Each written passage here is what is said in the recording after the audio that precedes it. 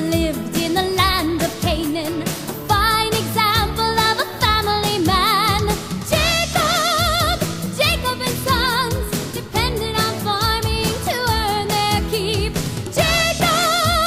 Jacob and sons spent all of the days in the fields with sheep. Jacob was the founder of a whole nation, thanks to the number of children he'd had. He was also known as Israel, but most of the time his sons and his wives used to call him Dad. Jacob and sons, men of the soil, of the sheep and brook. Jacob and sons, a remarkable family in anyone's book. Reuben was the eldest of the children of Israel. Simeon and Levi the next in line. Naphtali and Issachar with Asher and Dan. Zebulun and Gad took the total to 9. Jacob and sons, Benjamin and Judah, which leaves only one.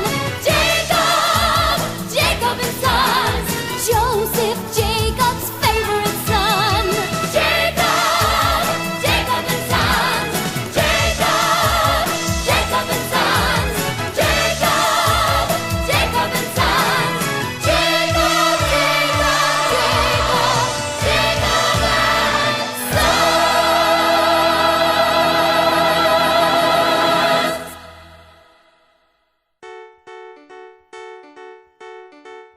Joseph's mother, she was quite my favorite wife. I never really loved another all my life. Joseph was my joy because he reminded me of her.